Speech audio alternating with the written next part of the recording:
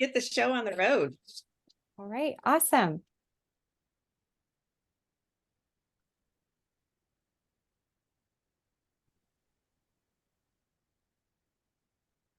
Okay.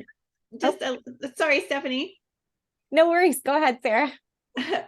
We're just going to do just a check-in. It is the tail end of most of our days, and maybe for some of you in a different time zone, it's even later than that. But I'll put the link to the slides in the chat, and this is just a hey, Will. Let's see here. You're going to drag the check mark to how you're feeling just at the moment. And it's a safe space. So we're going to see how we're all feeling as a whole today at 3:30 on a Tuesday.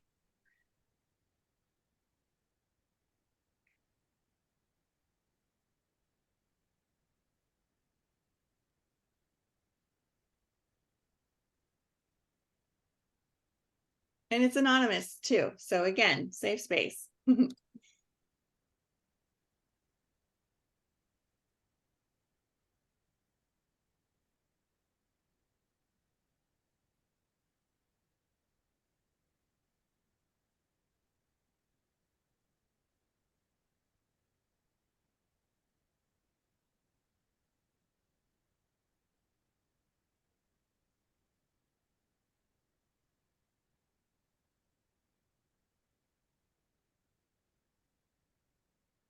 So Catherine, if you want to click on the link above there, you can have access to it to choose your own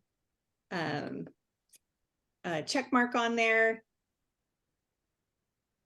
And alternatively, you can pop a word in the chat. If these words are too small, go ahead and pop a word in the chat for it to describe how you're feeling.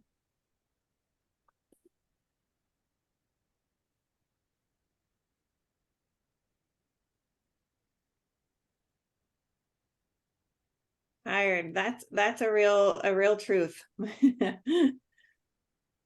Yep.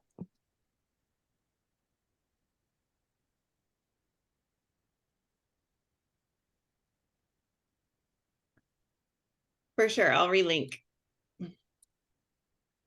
There you go.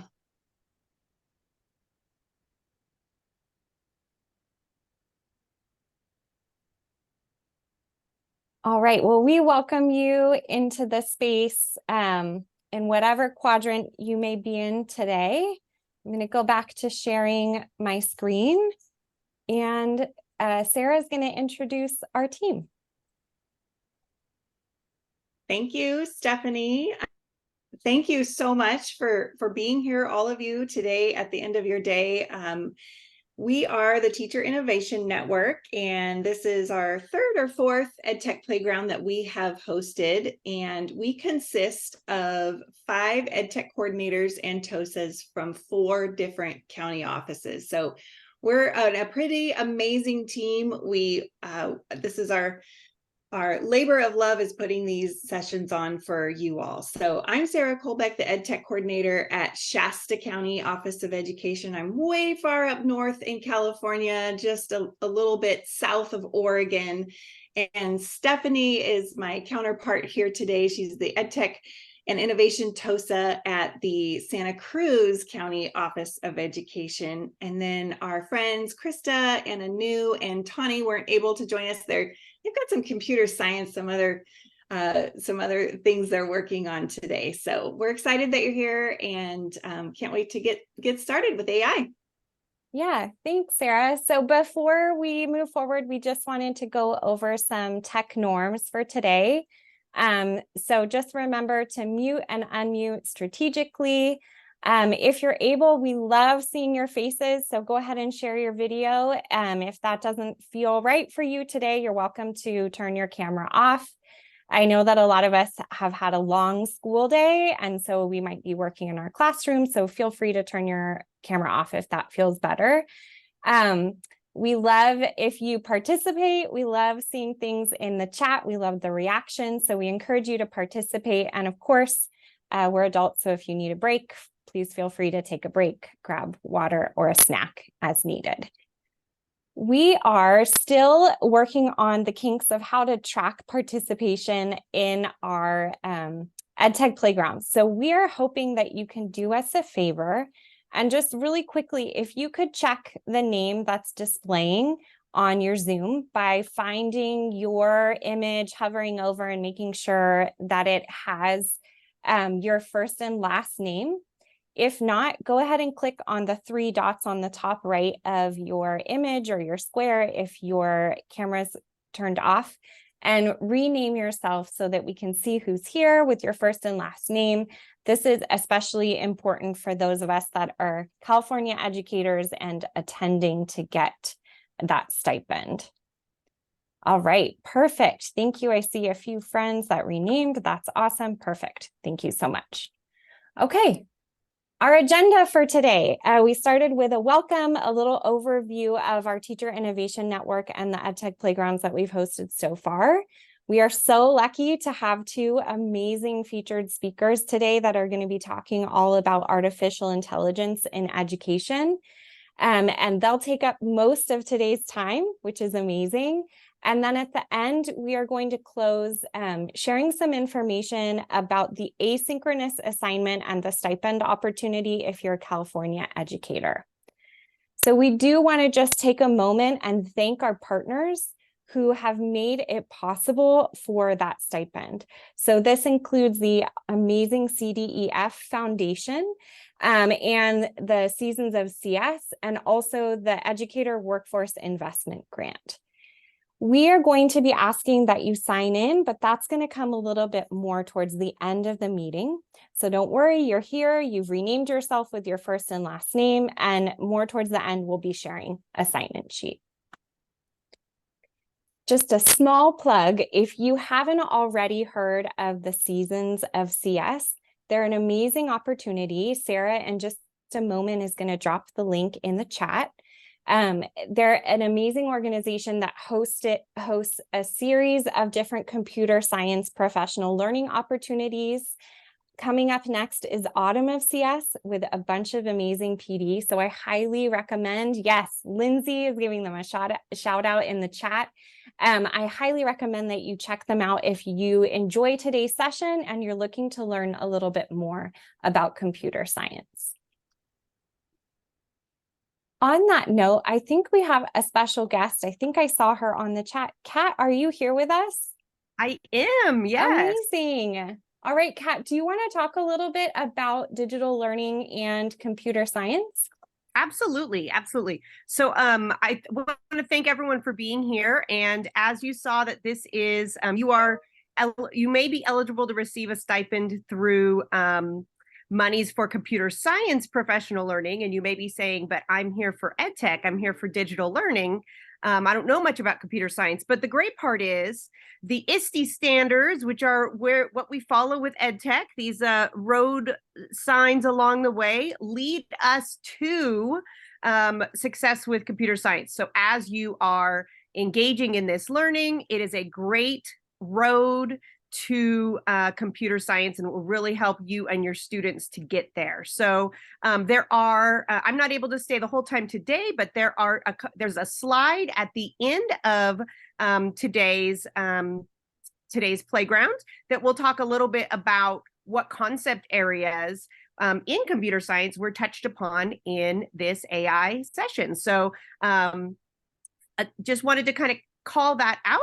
And if you're interested in AI, by the way, there is a webinar tomorrow, or probably what's going to happen is this, Stephanie. I have a feeling that people here are teachers and are going to say, wow, this is great. My admin needs to know about AI. Sometimes your administrators want to hear it from CDE, right? So there's a CDE AI webinar tomorrow. So send them there, and then they will be able to support you in all the great things that you are going to be learning today from some amazing presenters. I'll put that link in the chat, and have a wonderful, wonderful time. Thanks for being here. Perfect. Thanks, Kat. And yeah, we have a slide with that information that we'll share again before today's session closes. So if you wrap up and you're like, wait, what was that Kat shared with us? I want to remember to go. We will share that again before the end. Okay, we have a tradition at our EdTech playgrounds, which is we love to take a group picture because we love seeing all the educators that have joined us, not only from across California, but beyond, to sort of enjoy and learn something new around EdTech. So we're going to pause for a second. Fix your hair, get ready, get your camera face on. Go ahead and turn on your camera. Thanks, Will, if you're ready. And we're going to take a picture. And I'm noticing, Sarah, I have 4 screens of people. We have so many people here today. It's amazing. So it might take a second because Sarah's going to go ahead and take our picture. I'm going to stop sharing. All right. Awesome. So in the geeky world, we call this an USSI. This is, I've heard this from my friend Martin Cisneros. If we have any Martin fans out there, it's not a selfie, it's an USSI, right? Because it's all of us. So let's see, we are going to have to take a few. So you won't know if you're on my screen, but if we could just hold the smile, I'm going to take this screen really quick. So big smiles. Yay. All right. And okay. And yep. Okay, next one. So big smiles. Okay, awesome. You guys are so good at this. Okay, here we go. Third one. Big smiles. Helps if your camera's on too, if you want your picture taken, but if you don't. Okay, last one. Big smiles. Awesome. All right. Thank you for taking the time to do that and keeping up. And if your eyes were closed, we might use the power of AI to open them for you, Will. We'll see if we can figure out a solution for you. Okay, sure. I'm going to go back to sharing my screen.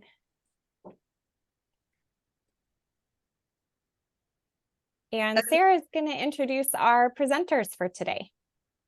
Seriously, the fact that I just get to introduce these two, we are in the presence of EdTech royalty. I know you know that, but if you don't, I'm going to introduce these 2 amazing educators. So first, just thank you for being with us and sharing all of your knowledge today, Joe and Sam.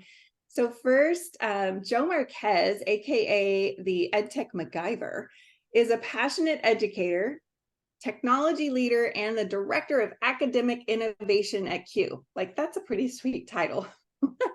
His innovative spirit, outgoing attitude, and outrageous personality have earned him the coveted titles of Google Certified Innovator, Google Certified Trainer, Common Sense Ambassador, Apple Teacher, Flipgrid Student Voice Ambassador, and Microsoft Innovative Educator. Joe is also the co-host of the Sons of Technology podcast on the YouTube channel and a member of the EdTech Army and an all-around great techie guy. Okay, so Sam, Stephanie and I were just talking about this. Sam got a lot of us through digital learning. So if you have ever gone on YouTube and searched how to do something in EdTech, you have seen Sam's amazing smiling face. He helped us a lot, and he continues to. He is a digital media teacher with over 15 years of experience as a classroom teacher, instructional coach, and an education consultant. He is the founder of New EdTech Classroom. That might sound familiar.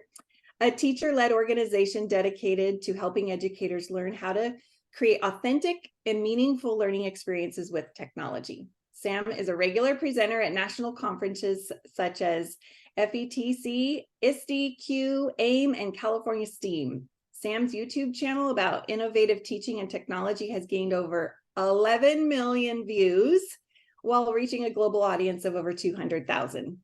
So thank you both for being here. We're excited to learn from you.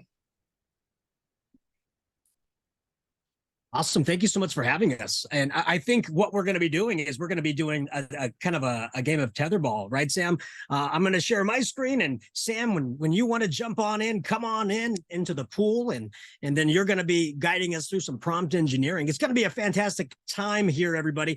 There is a link that I wanted to share with you in the chat. Everything I'm going to go over, all the links to the slide decks, all the links to the different tools that I'm going to be talking about, they're in that Padlet, and I constantly add to the Padlet. It is a living Padlet, so that's a great piece of resource to be able to save and bookmark on any browser that you choose. I'm going to go ahead and share my screen really quickly so we can get started. All righty, so here we go. So we're going to be talking about generative AI in the classroom. And I want to make sure that we understand that's the term we're looking at is generative AI, not chat GPT. We don't want to genericize this term that we're talking about, because there's so many different tools that we are talking about when we're looking at generative AI. Now, the only thing on this slide I want you to know is my email, because if you need anything, please feel free to reach out to me. That is my position at CUE, is helping California and Nevada and Oregon educators to achieve everything they want to do through EdTech. So please definitely never feel hesitant to reach out to me at jmarquez@q.org. All righty. So we are living in a very special time, everybody. We are living in something called a Promethean moment.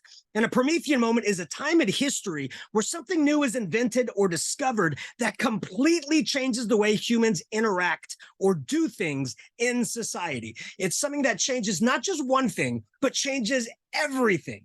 And that's what generative AI has done to us in just the small amount of time that it's been available to the public. Now, generative AI has been around for a while, but it really exploded on the scene in November of 2022. I can't believe it hasn't even been a year yet, through Chat GPT. And everything that it does really changes the game for how we can create and be creative. A lot of people think that these tools are going to take away creativity. I think it's going to actually enhance creativity, enhance what we can do with our students. It will not hinder it. But there's been so many Promethean moments in history. The one thing that makes this different is that every other Promethean moment took time to gestate. The internet was invented in the late 80s, but it didn't really take hold until the early 2000s. And I blame Napster for that. Right. And it really didn't take hold in the classroom until like 2011, when E-rate started coming out and devices started to shrink in price. And I blame that on the Chromebook for finally leveling out that market. But it took time for that to happen. This right here, generative AI, happened now. The infrastructure was there. The devices were there. It is very important for us to understand that it is here in the hands of our students, in the hands of our teachers. We need to learn how to live with it, because it's going to permeate all facets of business and society. It's going to be as ubiquitous as spell check within our students' learning. So we have to be able to guide our students through how to ethically and efficiently utilize this tool in the classroom. And we, the educators, are the first line of defense in that. So what is generative AI? Well, it's a term that talks about these and more tools that are out there. Generative AI is something that creates something brand new from a prompt from you, from an ask from you saying, hey, machine, I want you to do this for me. And it says, okay, let's do it. And it makes it. That's what generative AI is. And the tools that we're talking about are text generators like ChatGPT, GPT-4, Bard, one of my new favorites, Claude.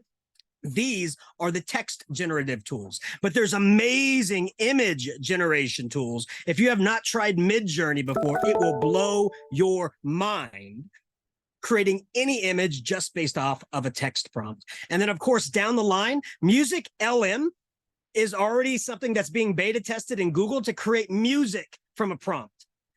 Their video is going to be shortly behind. There's already ones out there that create 5-second videos from any of your prompts. Some of them are very nightmare fuelish when they actually get created, but it'll get there. So it's very important for us to understand that it's going to permeate all facets of media and creation. And that's actually one of the reasons why the Screen Actors Guild and the Writers Guild of America are going on strike. because of how these generative AI tools are going to impact their creativity going forward. That's a huge portion of what that strike is about. Now, these tools are very nuanced. There's a lot of different ways to explain it. There's a lot of dissertations that can be read to you about it. But I think the easiest way for you to understand what generative AI is Plinko from The Price is Right, right? The prompt is dropping the Plinko chip from the top. What happens in the middle, bouncing off all the different deep learning aspects of these generative tools. And then down at the bottom, what it gives you, the money, right? That's why the graphic off to the left, this is exactly how generative tools work. You drop in your chip, which is your text prompt. It goes through a series of modeling, a deep learning, this large language model filled with information, looking for patterns that humans have contributed, whether through licensing it out or just because it's on the internet and it's taken. But by pinging back and forth and looking for those similarities, it creates a brand new original prompt, original response. That means every single one of your students in your classroom can put in the same exact prompt and they will all receive different answers in the back end. They will not be the same. They're all different. The crazy thing about this is all these engineers can tell you how they built it. They cannot tell you what the heck is going on in the middle. And to some people, that is scary. To some people, that means it's like, well, if we don't know what's happening, we should stop it before it takes over the world, right? But it just means that there's so much going on because this deep learning is built upon the idea of a neural network in a brain that these new creations are being spit back out. It's very interesting. It's very puzzling, but it can also be very fearful if we don't understand what's going on. But the easiest way to describe what these tools do is this picture. This picture says everything you need to know about generative AI. This picture is from Superman the movie back in the 70s, one of the best Superman movies. And in this picture, you see Jor-El, that's Superman's father, speaking to his son. That is Kal-El, that's Superman. You see, Superman came from a planet Krypton. I'm a little bit geeky, so I'm going to get a little bit geeky with you. He came from a planet Krypton because the planet was going to explode. But before he made it to Earth in his super cradle, he was given a crystal. That crystal was loaded with data. Everything that was ever created on Krypton, all of the art, all of the books, all of the poetry, all of everything, every music, everything was loaded onto this crystal. And it was shipped off with Soupy to his new home, planet Earth. And when he became 16 years old, he threw that crystal, the Fortress of Solitude was created, and his father appeared. He was able to ask his father any question, and he would respond as if he was there in real time. Not pre-recorded responses, but brand new responses based upon the data set found in the crystal. That is generative AI. The crystal is the generative tool. The data set is what was filled into that crystal. In a nutshell, that is what ChatGPT is. That is what Claude is. That is what Bard is. It is a tool to generate completely new responses based upon preloaded data that it can then generate new linguistic responses from humanistic writing. That is generative AI, and that is amazing.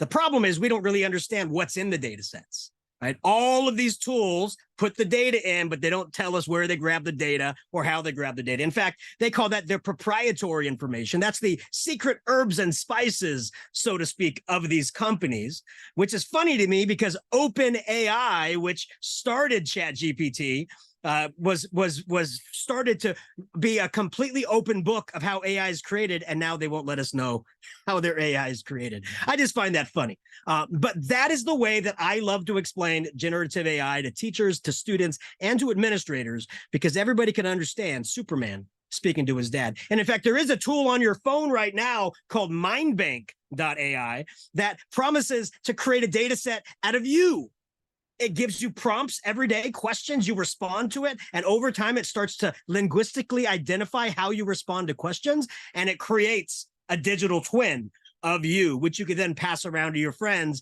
And it can become the new Siri of their phone. Now, I didn't get past downloading the app because I don't know what they're doing with that information. I just want to let you know these tools are out there. In fact, you are already part of the data set being used by these companies. If you use Facebook, Twitter, Instagram, you know, those very long terms of service we all agree to just because we want to use the tool. Yeah, you're giving away all your information because you want to tweet, or X. I don't know what they call it now, but that's what they're doing. And so we've agreed to it by clicking on that line. But can you imagine what they did with Superman's father, we do in the classroom?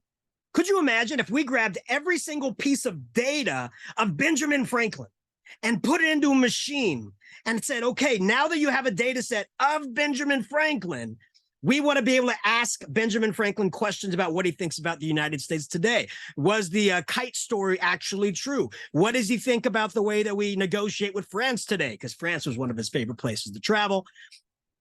We can actually do that through prompting.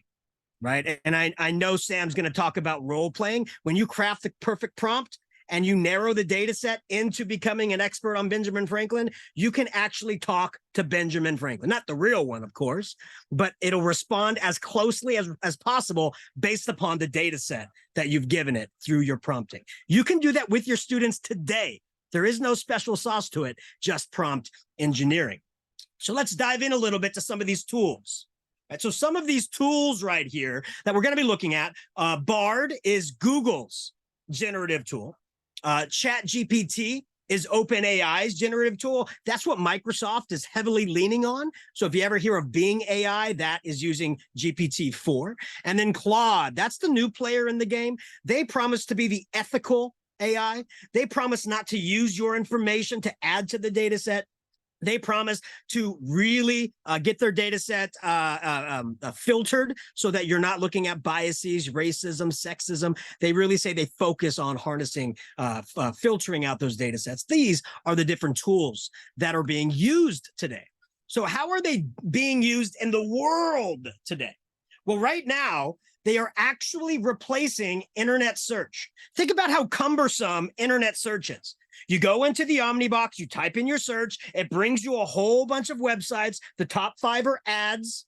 You scroll past those, you get to the websites, you click on each website, you read each website, you find a couple pieces of information, then go to the next website. Very cumbersome.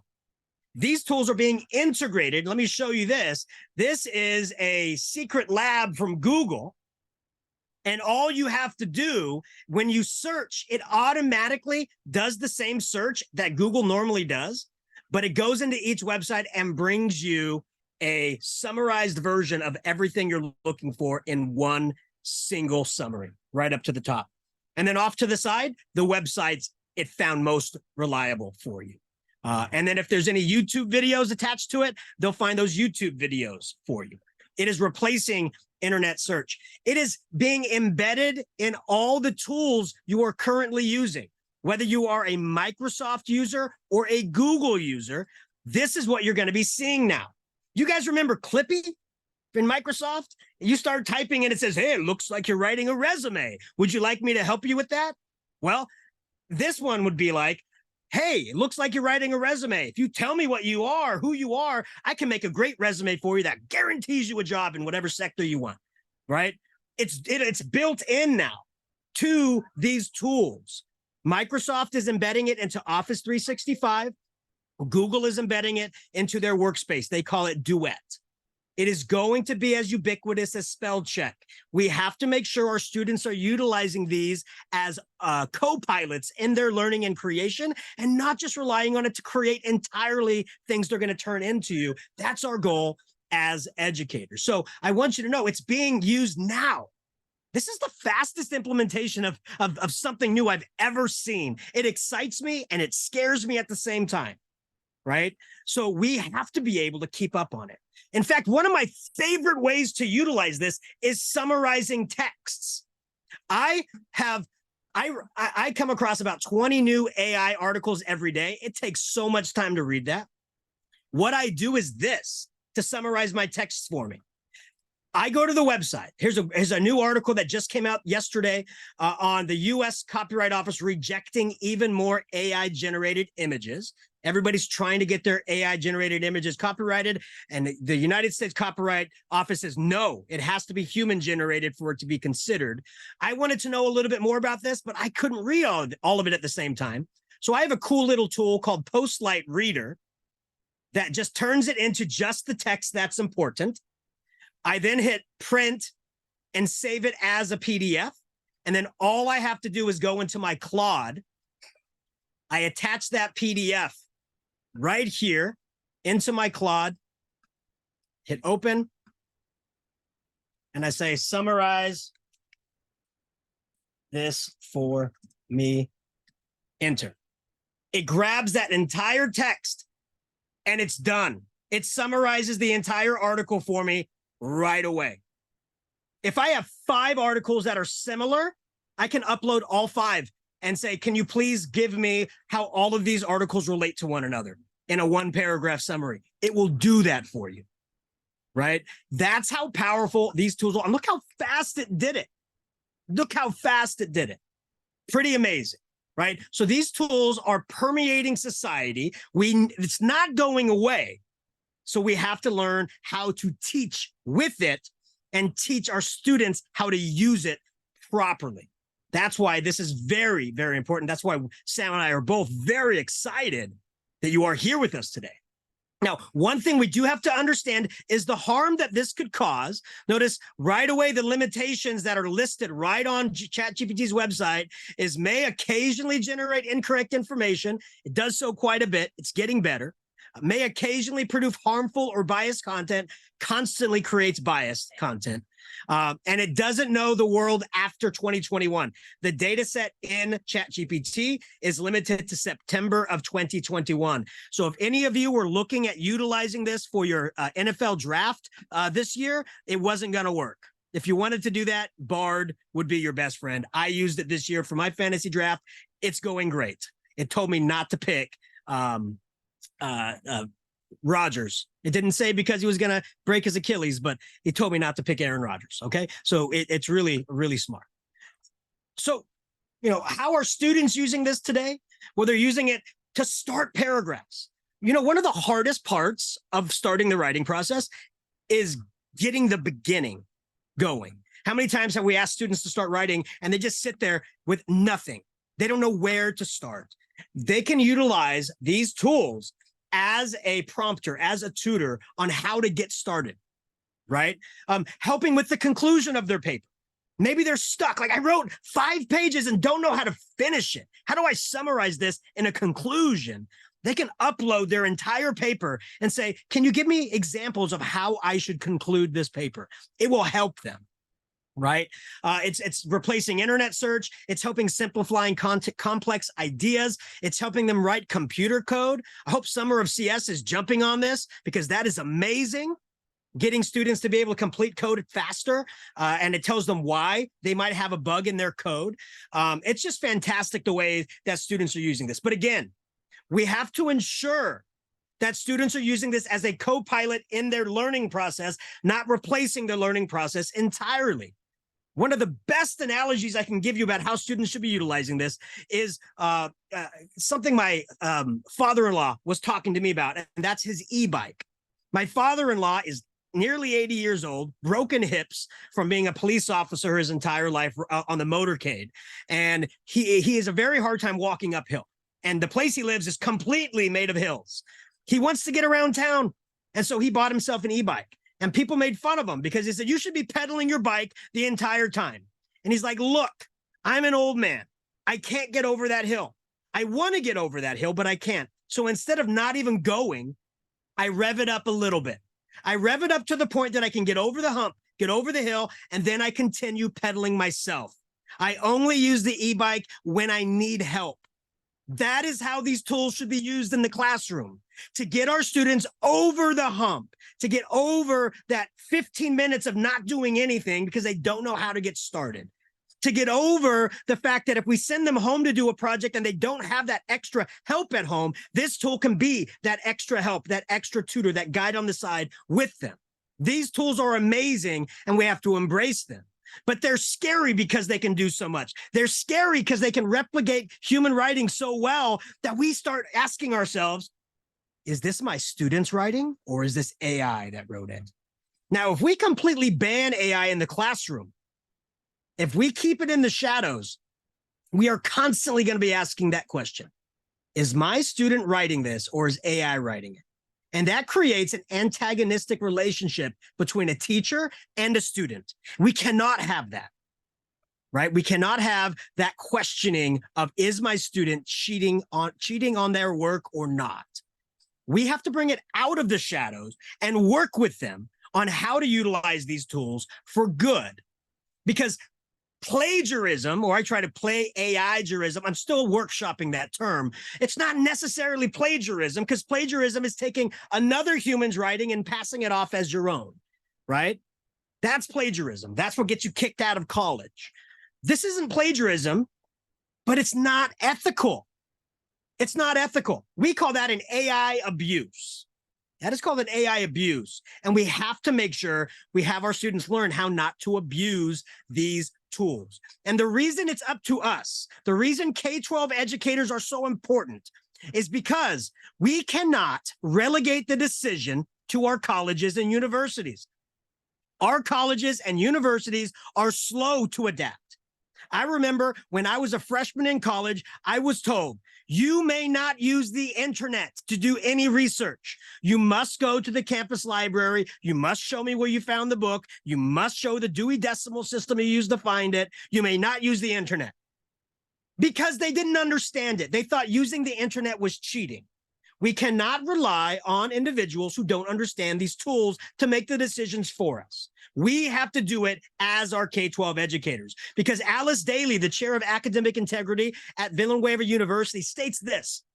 They asked her, how are colleges going to react to the use of generative tools on campus? And she says, my guess is that there's going to be a development of a broad blanket policy that basically states, unless you have permission from a professor, the use of AI tools will be a violation of the academic integrity code. I say no. It should not be up to a single professor who still uses the flip phone. Sorry for anybody who still uses the flip phone, okay? But we shouldn't leave that up to them. We need to guide our students, because just like on resumes or on job applications, it used to say, are you proficient in Word and Excel? It is going to start saying, are you proficient in generative AI tools? Do you know how to prompt engineer? Right? That is why we need our students to understand how to utilize these tools now. So how do we do that? I think one of the most important ways is to identify with our schools, with our districts, with our students, what is an abuse of AI? What is a proper use of AI? We need to craft norms, some guardrails on how these tools will be used. We have to craft them, because students will abuse them unless we guide them. Students will use them to write their entire essay unless we show them other ways to do that. If you told a kid, you can either spend 6 hours writing that essay or 5 more hours playing Fortnite, which one are they going to choose? Right? But we have to show them how to utilize these tools properly, right? So for me, I've only found a few abuses of AI, like using prompts to create a completely generated piece of work and turning it in as your own. That is an abuse, right? Using pieces of AI in your work and not citing them. That's right. These tools need to be cited as being used in the classroom. Just as if they used a book or a website, they need to be cited. But please don't go off and look up MLA's website or APA's website or Chicago website. They're horrible. They're horrible with how they are citing these tools, because they're trying to shoehorn in this archaic style of citations of books and websites into a very, very malleable system of generative AI.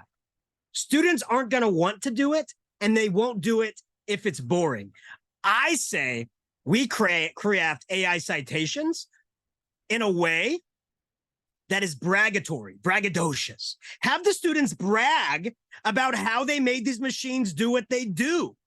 right? So I have this citation index that I think works pretty great. Now, this isn't the end all be all. You remove what you don't like, you add what you do. But I always think if you used AI anywhere in your paper, it needs to be in the byline. It needs to be. Instantly, the teacher knows, okay, there is some AI use here. I'm going to be ready for it. Okay. That needs to be in that byline. For example, I used ChatGPT to help edit a blog post I did.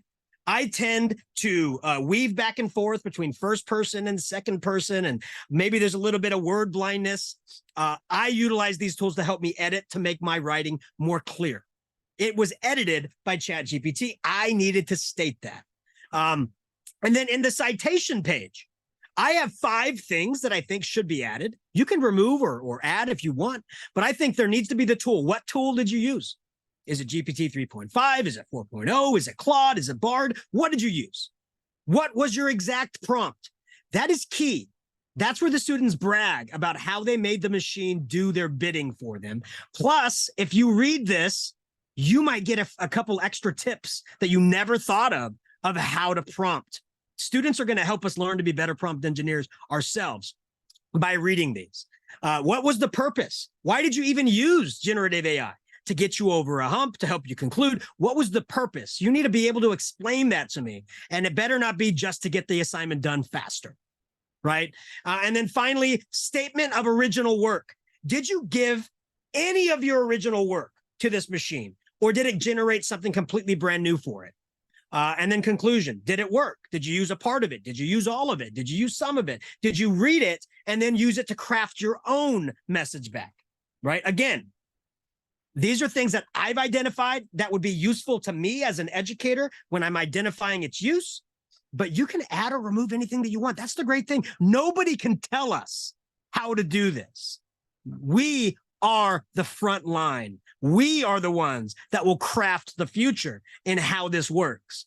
And anybody that tells you they have the 100% answer on how to do this is full of it, because nobody has the answer right now, because things will change in a month, in 2 months, in 6 months, and a year. This is going to be a very malleable process for many years to come. And it's up to us to drive that process. Nobody else but us. And then finally, before we move on, what are some things that we can do as teachers, though, to ensure those guardrails are in place, to ensure the guardrails work? One, I think our students should be supplying supporting documents. Where are your brainstorming documents? Where are your mind maps? Where are your brain dumps, right? Where's your 1 paragraph of everything you knew about this topic before you went into the generative tool? Where is your supporting documents? I don't just want your final draft.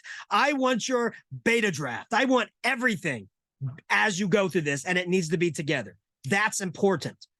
Document revision history. Now, if you're a Microsoft school, I don't know where to find this for you, but if you are a Google school, Draftback is phenomenal for this. And there's another one called Content Detector that is great as well. I'm going to show you a graph that can easily tell you if somebody copied and pasted using generative AI. Super easy graph to read. And then finally, I actually got this idea from a teacher after a session I did. She goes, well, if a student wrote it, they should know it, right? I'm going, yeah. She goes, well, can't you just upload their paper into ChatGPT and say, create me a 5-question quiz on this paper and give it to the student? Like, that's a genius idea. As long as it's not a gotcha, as long as it's not like, haha, I think you had somebody write this for you. You have to take this quiz right now. As long as it's part of your, hey, every once in a while, students, if our tools identify as a possibility that this is AI written, we're going to go ahead and do a 5-question personalized quiz based upon what you've turned in. It can't be a gotcha, but it needs to be set in stone, as this is something that is possible, right? And so here's these graphs that I was talking about. So this is that originality report that I was talking about. A graph like this, a straight slope like that angled slope, that means it was written in real time with real typing and words appearing over time. That is a great graph of how the item was written.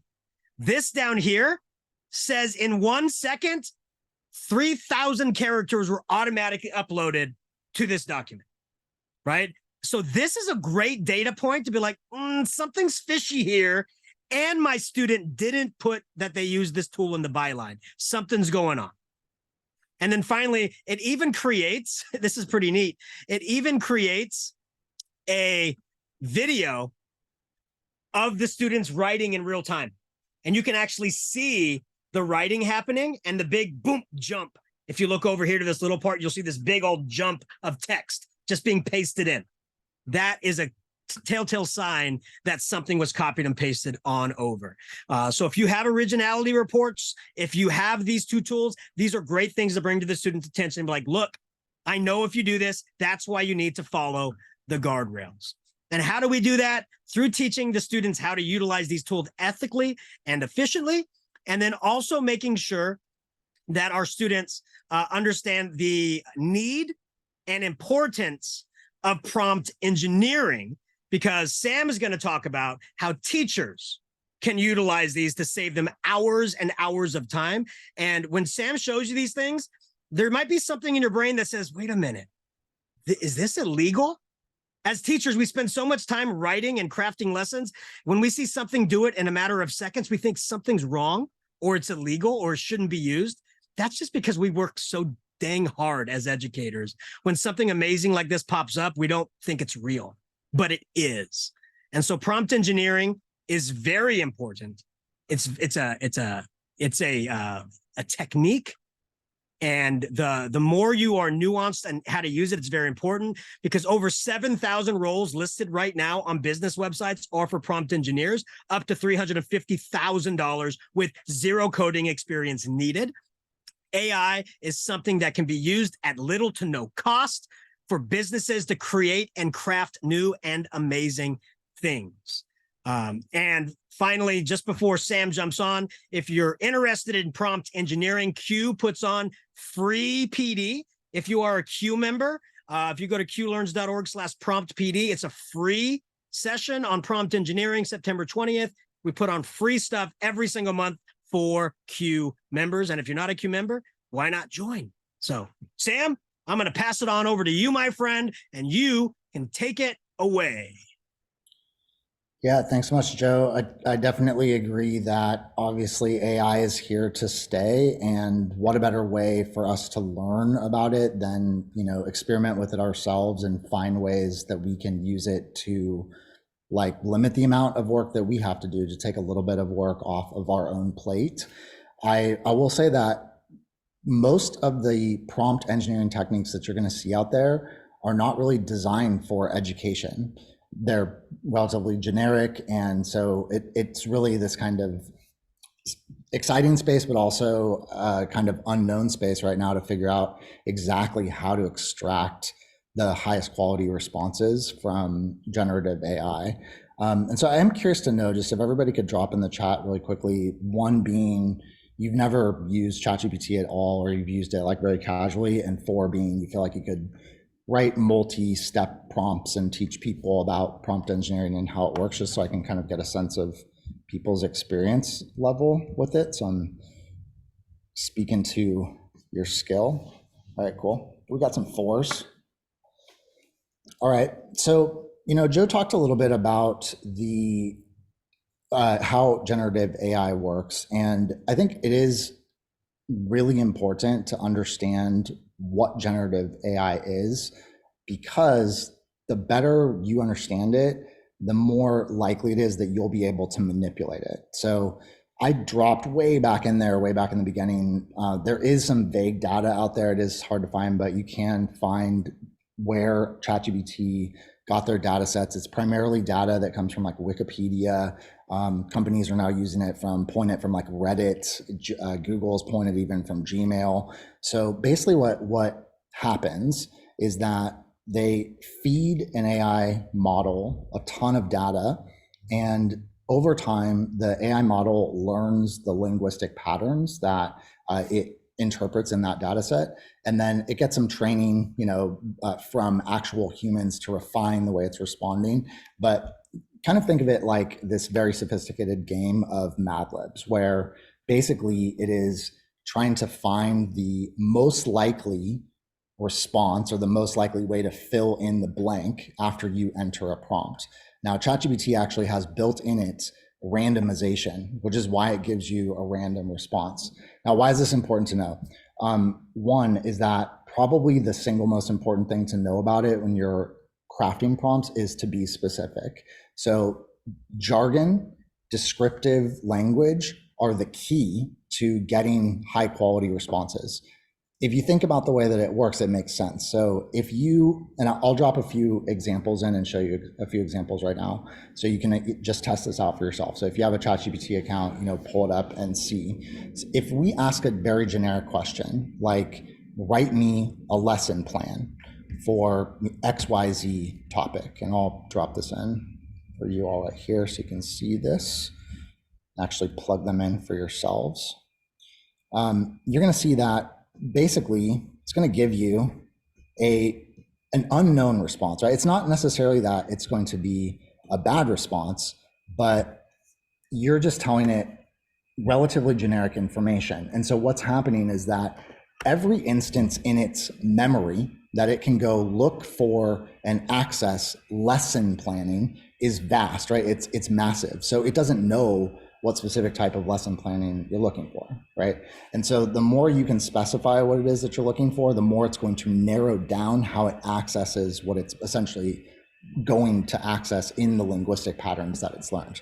So if you plug in this prompt, I'm not showing my screen yet, but I will right now. So if you plug in a prompt like, give me create a 10th grade biology lesson about cell structure. I'm using ChatGPT 4, which is the more powerful model of ChatGPT. It's been trained on a larger data set. It's undergone more fine tuning from actual humans that are helping to manipulate its responses. So it already generates relatively, comprehensive responses. Here you can see, for example, it's saying, okay, it seems to be following a relatively traditional instructional model: introduction, direct instruction. There's probably going to be like a we do, guided practice, you do, independent practice. So this is going to follow, right, a relatively generic lesson planning model. Now, my interest in prompt engineering actually came about because I heard about, the wonders of AI and stuff like that. And I started seeing things like this and I thought, like, it's okay. It's not blowing my mind, and so I did a course that I would recommend everybody check out. You don't have to take it, but you can also just take it in little pieces. It's free. It's called learnprompting.org. And this is not specific to education. It's just basically teaching you how machine learning works, how to prompt engineer.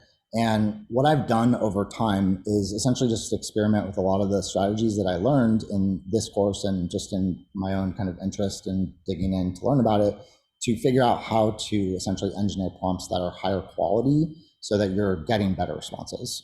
So if we look at another one, so let's take it up a notch where instead of just asking for a basic lesson plan, now we're going to give it some specific language. So I'm going to ask it now to give me a lesson plan. Well, first of all, I'm going to give it a role. I'll talk about this in a moment. I'm going to tell it that you are a 10th grade biology teacher specializing in project-based learning. This is intentional. So what I want it to do is, again, go find word association with project-based learning now, and essentially like hone in on the word pile, right, for project-based learning. Your task is to create a highly engaging hands-on lesson plan on cell structure that aligns with the CA, with the California Common Core standards. So my expectation now is, rather than just seeing this I do, you do, we do lesson, that I'm going to get some kind of project-based lesson out of this. So now I'm going to enter this in a totally different one. And there's a reason for that I'll explain in a moment. So I'm going to open up a brand new chat instead of putting it in the same one. And okay, it already, it's going to pull up a project-based lesson. It is now also giving me some Common Core standards, although, I may have to now go in and ask it to actually identify which specific Common Core standards it's aligned with. But it is now giving me a project here. So students will understand the functions and structures of various cellular organelles by comparing them to components of a city. And now it's going to break down essentially how to do this for a project. So now it's a little bit better than what we just got, right? So let me put that prompt in for you if you wanted to try some variation of that. So if you wanted to say, whatever subject you teach and plug this in and kind of see what this looks like. Now, you can take it up another notch and get even more specific by actually telling it what type of lesson sequencing model you want it to use. So I basically took the same exact prompt, but this time I asked it to give me a lesson that uses the 5Es framework. So again, I'll put this down below and drop that in if you want to try this. So now my expectation is that, again, it's going to kind of look in the word pile. It's going to understand. I am telling it, I probably don't need to, but I'm telling it just to verify, to know that, it understands what the 5Es is.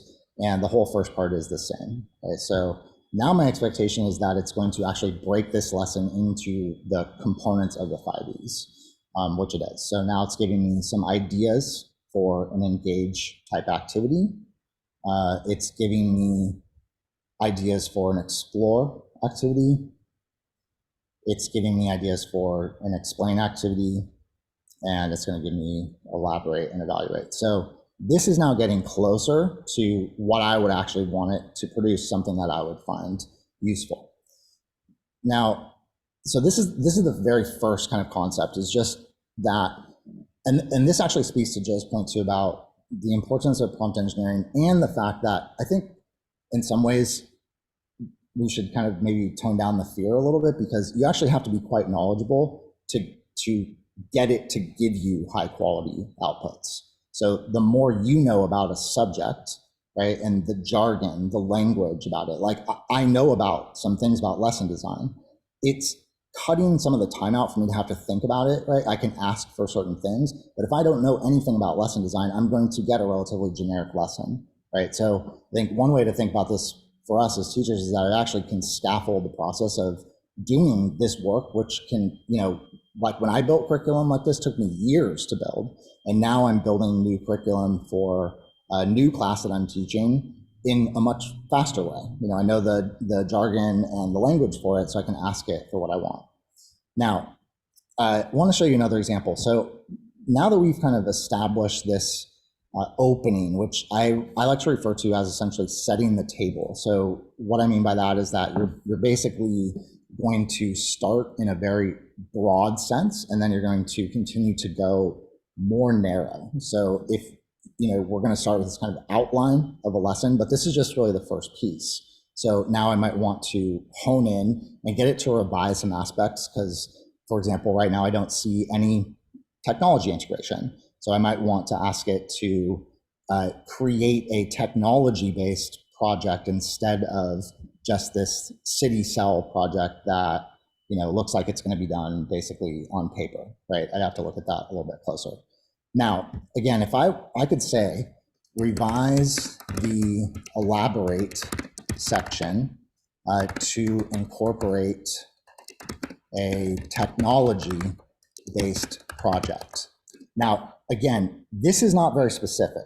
I have no idea what's going to come up, but my guess is that it's going to pull up something like, maybe, we'll see, right? Maybe like a PowerPoint or something like that. Like, it's not going to give me a very specific tech tool that we might be familiar with, that we might think of as like, oh, that's more project-based or more, a technology tool that we might use. It's not so bad, right? Okay, so actually it's pretty good, Minecraft or Tinkercad, right? But maybe you have no idea how to use Minecraft or Tinkercad, right? Like, that's just not kind of in your wheelhouse. It's not what you would do. So again, you can be more specific by giving it some examples. So this is what's referred to in prompt engineering as few shot prompting. So a shot is an example. So if you're able to give it any examples, then again, that helps it refine the way that it goes and essentially locates, it's not quite searching, but it's able to access what you're looking for. So can a couple of people like drop in some tech tools that they like to use? And I'm going to refine this prompt to include some tech tools, so I can show you how, if you're already knowledgeable about some stuff, you can actually get it to pull in some stuff that you like.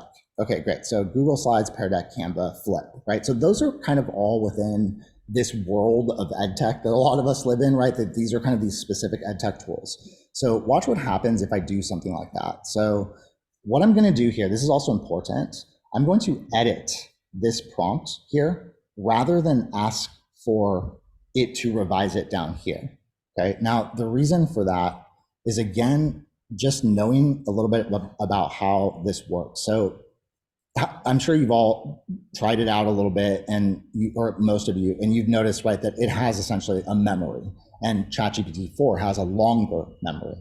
What's actually happening in the background here is that every time it appears as though it's remembering the context of the conversation, it's actually putting a little piece of code onto the response that pulls in everything above it. So everything that came above goes into the next prompt and the next response, and then it builds cumulatively like that. And then over time, it only has, like, I forget the number of characters, but it has a limit, right? So what that means is that you kind of want to filter out anything you don't want in there, because you kind of want it, for lack of a better term, to be a pure thread, if that makes sense. So instead of like allowing it in my thread to have all this stuff about Minecraft and Tinkercad and things like that, if I don't want it, rather than asking it like, hey, change that, change it here, it would be more effective for me to go here and edit my prompt and then say a technology-based project. I am familiar with tools like Flip, Canva, and Pear Deck. Now, what's interesting, I don't know what's going to happen here, but it doesn't always necessarily pull. It's not necessarily going to give me a Flip, Canva, Pear Deck project, but in all my experimenting with it, it does give me tools that are within that kind of sphere of tools, if that makes sense. So if you're able to name those types of tools, like I like Pear Deck, I like Flip, or I like Adobe, chances are much higher that it's going to give you other related tools. Like, oh, you might want to try Padlet. That's probably something, that Padlet, the word Padlet, comes up frequently when other people are talking about Canva and Flip and things like that. So that, again, speaks to the importance of the word association. Now, another thing that I love to do, well, actually, let's see what it did. Hold on. Okay, so actually what it did is it gave me some options for Canva, Flipgrid, and Pear Deck. So, that's potentially interesting. Now, now that it's kind of in a place where I'm like, yeah, I like this, I want to just stick with, I'll just stick with the Canva project right now. Now, again, if I'm thinking about kind of prompt engineering like a funnel where I'm going to start very broad and then go in narrow, I'm going to follow up now by asking it to generate a rubric. So essentially, I'm going to backward plan right now, right? So I have this kind of outline, and now I want it to generate a 4-point rubric for the Canva project, in which 4 is, exceeding expectations, and pull in the California standards. We'll see how it does. Sometimes it does this well, sometimes it doesn't. So it should now create a rubric that is aligned with the standards and that is about this particular project. So looks like it's pretty good, but it's also not in a format that I like all that much. To me, this is not all that usable. So another cool trick with ChatGPT is that you can also ask it to format its responses using a particular type of format, right? So again, I can actually, in this one, it's okay. I could either edit this or I could just ask, down below here, because it's not really giving it new information. So I'm going to say format the rubric as a table. So this makes it easier now for me to basically pull this and copy and paste this over somewhere else. So it's going to generate an actual table for me here. I've tried experimenting with this with like 5E's lesson design with choice boards to get it to essentially create a formatted table and make a choice board. and it works pretty well. So this is, again, an example of how we can, I think, definitely start to play around with it, experiment with it, begin to understand how it works in terms of needing to be really specific in your prompts and get something that is useful. This is something, like I could actually potentially use this. I might need to make some revisions of this, but it's something that I could probably use. And in my opinion, I found that this use case of ChatGPT is better than like the pure generative stuff. So if I just ask it to like just generate me something, it's, in my opinion, so far, I'm sure this is going to change, but it's just not that high quality. But if you're kind of asking it to do these types of tasks that don't actually require like tons of creativity, it's really great for stuff like this. That would be really time intensive for me to create a rubric. Now you can, I know we're running low on time, but just to show you another thing, like you can also ask it for things like, now compose instructions for students explaining how to complete the project. Use examples relevant to this specific lesson. Format the instructions with headers and emojis. So what I'm going for here is I want it to actually now give specific examples. So this is not just a generic, like, oh, here is how you use Canva or something like that. It's going to now actually give examples that are specific to the project that they are working on. Again, this is like one of the beauties of ChatGPT, that you can really get it to start to remix and bring together lots of different pieces of information. And this becomes something, again, where you could potentially take something like this and you could copy and paste this and revise it. And now it has actually a pretty accurate, description of the project here. I obviously have to look at it closer, but I've done this plenty of times and it works quite well. A couple of other small tricks I'll leave you with before. And also, I'm gonna share this with everybody. So this is, I essentially have kind of come up with this lesson design process. I'm not going to go into this in great detail, but I'll share this with everybody. And basically, you can copy and paste a lot of this stuff if you want. So if you want to like try giving it different roles, you can do that. So if you try, you can try to say like, hey, give me a lesson plan in the style of Catlin Tucker. And it's going to say Catlin Tucker is known for blended learning and universal design for learning. And it's going to generate a lesson that is like that. It's pretty cool. Actually, here, I'll show you real quick, because I've gotten some like amazing responses just from this prompt alone, like a very brief prompt. Play the role of author and educator Catlin Tucker. So anybody like Maria Montessori, right? Or anybody who has internet history, who is well known prior to 2021, then you can again access word piles that are near that person's name to get it to generate some pretty high quality stuff. And what I can do as well, so you can share chats. So I can grab all the links to these so you can see these later, and then I can like share them back so that you all can access them. So this is pretty good. This without me having to even give it, actually, this is not, I don't love this one as much because it's still kind of giving me this like direct instruction. It's interesting. Sometimes I'll get really high quality ones like this one. Look, I did this yesterday. Totally different. It gave me one that said they're going to do like a digital journal assignment here. She's an advocate for blended learning and tech integration. It already designed it out in the 5Es because she advocates for the 5Es too. So I mean, you don't know always, right, how it's going to respond. So what you can access in this guide here, in addition to these role ideas, I've also given just kind of a guide where obviously you're not going to put all this stuff in here, but these are kind of keywords where if you wanted to drop any of this stuff in, like give me a lesson that follows the educational theory of constructivism. So you want students to do more exploratory type activities. or that uses blended learning or flipped instruction. So all these jargon type words that are going to help it like way hone in on a specific type of instructional model that you're looking for.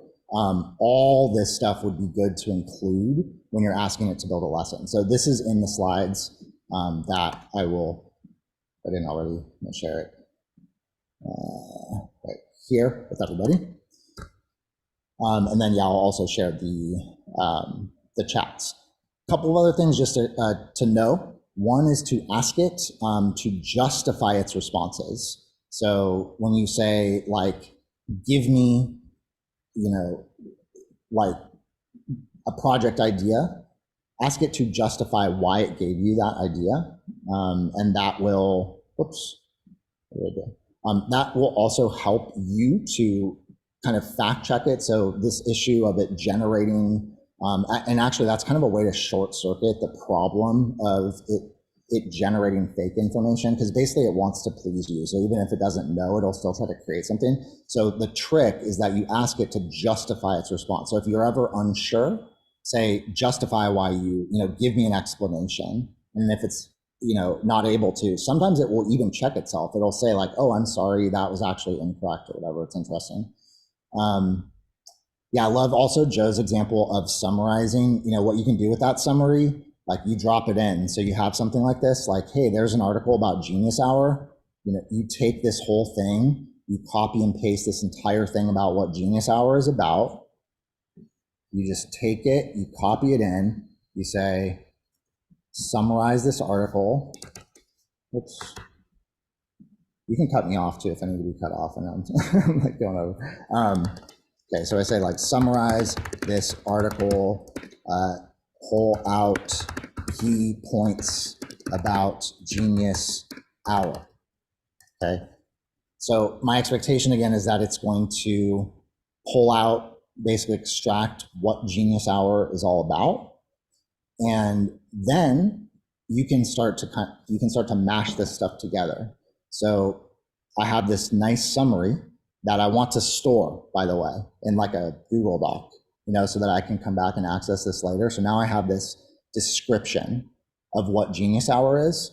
So maybe you're not that familiar with it, but you're curious about it, right? So now I'm going to go back to my cell structure lesson, and I'm going to paste this in, and I'm going to say, how can I incorporate Genius Hour as described in the summary above, right? And then ask it to now find a way to bring Genius Hour into this particular lesson. So again, this kind of idea of taking lots of ideas and mixing and matching them together to get different results. So that is why I think it's actually helpful. It's very helpful to think of ChatGPT not so much as a generative tool. Of course, it is a generative tool, but as more of kind of like a remixer. So where it is really powerful is when you're asking it to like remix lots of different ideas together.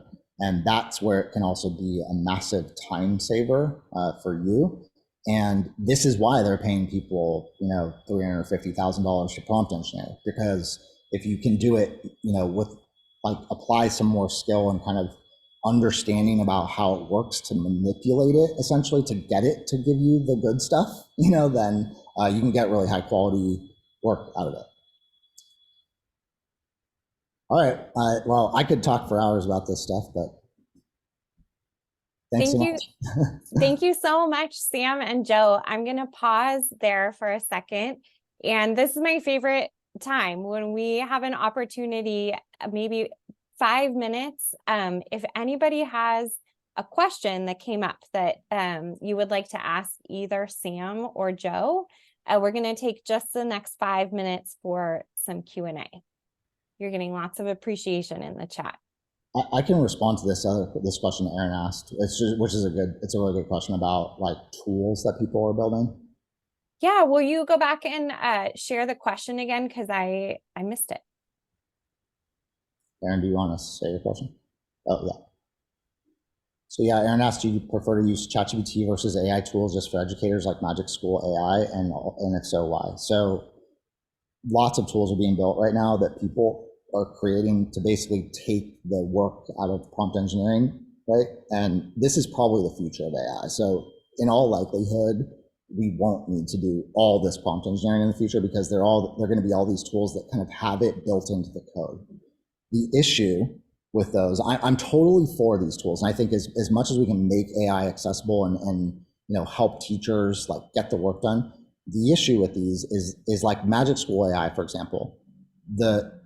It's a great company. I love them, right? No knock on them at all. But the person who is basically determining how it's responding is the CEO of that company, right? So that's who's determining, like when you put a lesson in there, he's on the back end saying, give them a I do, we do, you do lesson, and then it's populated in that format. So that's my only hesitation about that is, there's somebody back there that is putting that code on it that's allowing you to not have to do that prompt engineering work. And until I know for sure, like that person is doing work that's aligned with my vision, which, is essentially like make learning as accessible as possible. And so I want some UDL experts in there personally, like, being the ones who are making sure that the responses are aligned with UDL. I think when we see that, then that's great. Then it is actually taking a lot of the legwork out of it, because it's a lot of work to have to prompt engineer. And to be honest, I have to be completely honest, I'm not sure if it's in overall saved me a ton of time, because I actually spend a lot of time like prompt engineering and manipulating and playing around with it and stuff like that. So, eventually it's going to get better, but yeah, just be careful about that kind of stuff. I do think Magic AI is a great tool, but just so you know kind of what's happening there. Yeah, and I would say it's very similar to like a microwave dinner versus being your own chef, right? I mean, and then there's varying degrees of chefs. But these companies are delivering you almost a completed meal, and you have to deal with the ingredients they've given you. You can always do a chopped in your home and mix it up, but it's basically they're giving you that template, that platform. And one of the great things with ChatGPT, if you want to dig around, is if you go to your account, there's custom instructions that are in there, and you can actually tell the ChatGPT engine how you want it to respond. You can give it the role of the grade level or of the expert in that, so that whenever you prompt it to do something, it reverts back to, okay, what are my custom instructions? I'm going to follow those, so you don't have to constantly keep typing those in to your prompts. For example, whenever I ask it to write an email home to a parent, it always, without fail, starts with, I hope your day is going well. And if you never want to hear it say that again in the custom instructions, say never start emails with, I hope your day is going well. So digging deeper into those facets, you can really customize these tools how you want it to deliver. But if you go to these other companies, again, like Sam says, they're great companies. They're the ones that are custom engineering the instructions for you. Whereas these tools, you can custom engineer those. I don't use ChatGPT for so many purposes that I can't use this feature. But if you're only using it for teaching, a huge time saver is to use the new custom instructions feature. So this is a brand new feature, not brand new anymore, but basically what it allows you to do is give it a monster prompt. So like this is actually, you can see one that I use for like business. Like I'm a teacher who runs a small business that provides online professional development. We create micro courses about how to integrate technology for UDL. Courses are distinct because they're built using the same EdTech programs. Every course is designed using Explore, Explain, Explain. So now I don't have to put that in, right? So now if I turn this on, every single time that I ask it a question, it's already taking this into account. So next time, if I just say like, help me design, a micro course about X thing, it knows I want to use Explore, Explain, Apply and use the same programs and blah, blah, blah. So if, try to do these things like once, like build a monster high quality prompt, store it, and then plug it in. And this is a good place to do it. It's in the settings if you hover over your name. And that's a great tip too. There's an extension if you are a Chrome user, which the majority of the world is. There's an extension called Prompt Genius that actually lets you store all your favorite prompts in an easily searchable database right on your ChatGPT. And one of my favorite things that this does is, let's say that you are creating this novel role play. In the prompt, I put tags when I upload it into this Prompt Genius, and it creates, just like kind of what Sam was talking about, it creates an actual Mad Libs of the prompt. So it's the same prompt, but I want to change the novel that I want my students to talk about. I want to change the author. I want to change the characters that are going to be conversing with one another in this role play. And so instead of having to retype that prompt every time or copy and paste the prompt and know you have to go in and adjust it, it creates a Mad Libs for you where you can make it new every time. So this has saved me so much time. You know, like when Sam shares an amazing prompt and I want to be able to use it, instead of having a Google document, go back, copy, paste, go in, I can just add it to my my prompting here. And, you know, all I do is bring up my new prompt, grab it, title it, write the prompt, and then use the tags that it's sharing with me if it's going to be a Mad Libs prompt. And then I can tag it, parent, teacher, student, whatever it's going to be used for. And then it has these categories I can add it to. Unfortunately, you can't add categories to it. I wish you could, but you can't. But this has been a fantastic tool that I've utilized to really get those prompts going if I'm using the same kind of the same template over time. I saw there was a question about like just you're getting started. I'm gonna shamelessly plug. I have a free course called ChatGPT 101. It's relatively brief, but it walks you through like the whole interface and the differences between 3.5 and 4 with some examples. Shows you basically all the tools within it and how to use it. So if you're interested in checking that out, it's free. I just dropped in the link. That's so awesome. Thank you so much, Sam.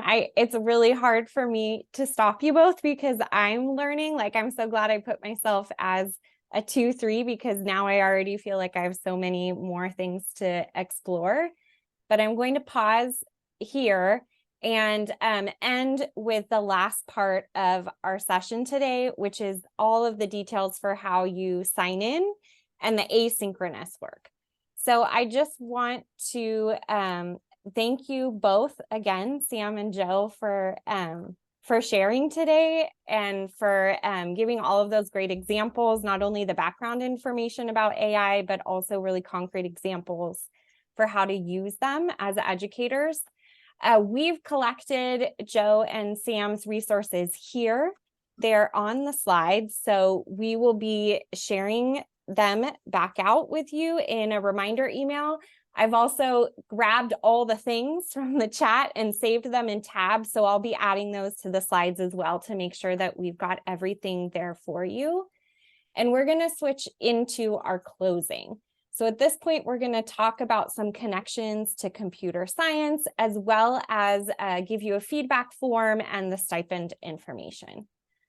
So really quickly, I just want to go back to a comment that Vicky actually shared in the chat. Thank you so much, Vicky. She highlighted that it's really important that not only are we using these as educators, but we're also sort of pulling back the curtain for our students in terms of thinking about how these tools are designed, how they're developed. And Kristen touched on this a little bit too in her comments in the chat when we're really thinking about the bias that can be built into the data sets that these tools are using. So when we're thinking about connecting these items to computer science, here are some CS standards that are drawn upon when we're thinking about AI, both data and analysis and the impacts of computing. Kat shared with us in the beginning that there was a webinar. If you were watching today and thinking, oh my gosh, my admin needs to get on board, I just dropped the link into the chat for the CDE Presents Artificial Intelligence, Learning with AI, Learning About AI. So that is a webinar series that the CDE will be offering with fundamental skills for educators and students. In addition, there is another webinar coming up from the CDE on CS Horizons. Thank you, Lily, is helping me to drop these links in the chat as well. That's on September 19th from 4 to 6 p.m. Okay, here is our feedback form. We want to make sure that these playgrounds are what they are designed to be, which is a fun space for us to convene and to play and learn some new EdTech tools. So please go ahead and fill in that feedback form to let us know what you thought of today's session. We use your feedback to improve each session. Speaking of which, our next event is happening on November 7th from 3:30 to 5. We have two other amazing speakers. We'll be joined by Reshton Hurley and Ed Campos, and they'll be talking to us about ways to activate student voice and choice in assignments. If you registered for today's session, guess what? You're automatically registered for the next one. So you'll be receiving the reminder emails with the Zoom links, so you've already got yourself covered. We also have a Facebook group. So if you would like to join our growing Facebook group, we invite you to do so. It's a collection of all of those people that you saw on the map when you first joined, asking questions, sharing posts, sort of digesting. I know that there was so much information that was shared today, so it's a space for you to sort of comment, hey, what was that link that Sam shared? Or like, has anyone dug into the resources from Joe, and talking and sort of having some chat that continues beyond today. If you are interested in receiving a stipend for attending today and you're a California educator, we're going to talk about those details now.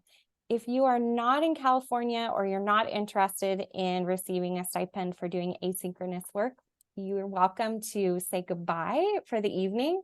But really quickly, I'm going to just share the information about getting a stipend. So I'm putting into the chat our attendance record Google form. You renamed yourself at the beginning, but we also ask that you go into this form. This works as a sign-in form. It gives you a record of being here this evening, which is part of receiving the stipend. And it also gives you access to the asynchronous assignment, which is the other half of receiving a stipend. Let me explain what I mean. So for each EdTech Playground, you attend our live session, and then you complete an asynchronous assignment. And together, those two pieces make you eligible as a California educator to receive a $125 stipend for each EdTech Playground that you attend and then complete an assignment. You can be a counselor, a district admin, librarian, paraprofessional, school admin, teacher, TOSA, all those things, and be eligible as long as you work in California. If you have a friend who you think might be interested, please share this information with them. The asynchronous assignment is, we're EdTech people, we love EdTech, so it's in the form of a hyperdoc using the 5Es lesson format. Basically, you attend the playground, you explore some of the resources that the presenters shared, and then you create an artifact. We've intentionally left it open because we know that each of you are coming from different grade levels, different subject areas, different contexts. So we want you to just do something with what you learned today and then post it on Padlet. Don't forget, if you're trying to get a stipend, please remember to put your name on your Padlet artifact. You'll see when you go to the Padlet, all of the resources that were created by educators like you from our last playground. So there's a ton of math protocols that are there. You can grab those, the ideas to share. And then you also create a reflection on Flip. You turn in your assignment, and then that makes you eligible for the stipend. So just a reminder, after that happens, we on the back end, our team will confirm your attendance and that you've submitted your work. Then the CDE Foundation will send you an encrypted W-9 form to sign via DocuSign. You'll upload your required information. The CDE Foundation will process your paperwork and send you a stipend. I know that that was so much information in a short amount of time. Please do not forget to sign in if you're interested in that. If you're interested in the stipend, yes, I will go back to the assignment slide. You can access all of this information on the slides. It's 5 p.m. I'm going to pause. You're welcome to enjoy your evening. If you have questions, I will stay on for a few more minutes because I know that that information was so fast. Otherwise, thank you so much for joining us, and we can't wait to see you again on November 7th. Stephanie, Yes. once we review the assignment, you told me, or you told us to upload it to a Padlet. Where's the Padlet? Great question. Let me walk you through. So I'm going to click into an example of the HyperDoc. It's not the exact one from this session. But you'll see that when you scroll down to the section about the Padlet, this links directly to the Padlet that you want to post on. So we've tried to make it as easy as possible. The HyperDoc has all the links for you in that one space. Are there other questions? Okay, thank you. Yeah, Thank you. thanks, Thank you, Violet. Sam. Thank you, Joel. I have a quick question. I completed the attendance form. Can I complete the feedback form another time when I'm Yes. going to do? Okay, perfect. Thank you so much. Have a great evening. Thank you, Kim. All right, Stephanie, I have a quick question. I am Yeah. in Oregon, and I know I can't do the California stuff, but sometimes we need like printouts that we attended certain things for that. Is there any way that if I put my name on that, would you guys be able to pump that out? I don't know what they need. You know what I mean? Yeah, that's a great question. Jennifer, why don't you go ahead and fill in the attendance form so that we have that sign-in record from you? And then if you could email us and let us know, like, I need a printout, we'll go ahead and make a certificate for you that you were here at today's session. Perfect. And I might be able to just prove through emails and stuff I gathered. Yeah, okay. But I will, thank you. Okay, thanks, Jennifer. And yeah, we have a, oh, sorry, go ahead. This is Leslie. I just have a quick question. So when you send us slides and stuff, will you send this link to the HyperDoc because I'm on my phone. Yes. So yes. I did fill out the attendance and the feedback. So, but I can't do the assignment right now. Yes, thank you, Leslie, for clarifying. After today's session, we'll send up a follow-up email that has the slides, all the resources, as well as a link to the assignment so that there's nothing that you need to grab from today's session that won't be emailed to you after the fact. Perfect. We'll send that all out. Perfect. Yep. Thank you.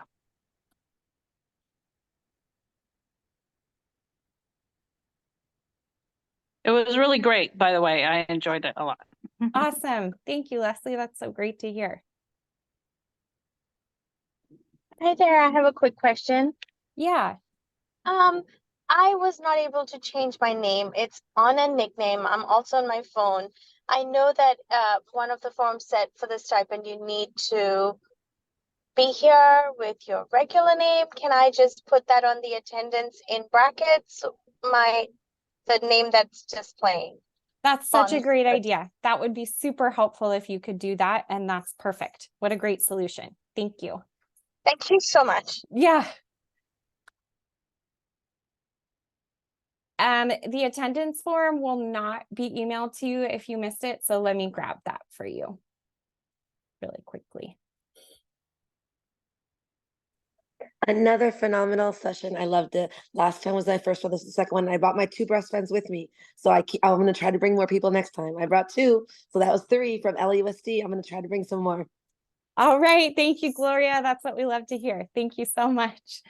I also brought a buddy today, very last minute. We just announced it at our professional development today we were doing the exact same thing, just a little different perspective. And so it was fantastic to be able to invite a teammate, as well as you did so much of the work that I needed to do. So awesome. The timing was amazing. Thank you for all that you guys do. That's huge so great. Fans. Huge Thank fans. you, Amy. Patrick, do you have a question? I see you're unmuted, but I'm not hearing sound. Okay, you can put it in the chat too.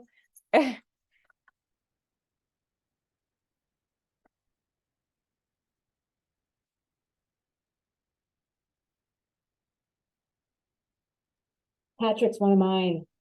Oh, yay. Okay, Patrick's your friend. Awesome. We're glad to have you, Patrick.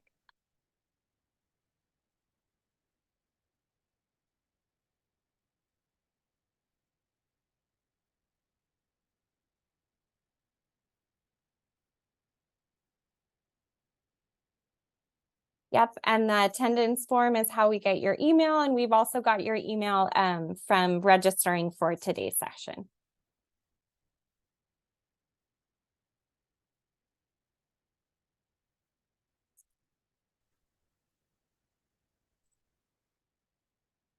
And sorry, there's a lot of questions in the chat. Ryan, just go ahead and put your organization twice even where it says school. I think that'll work.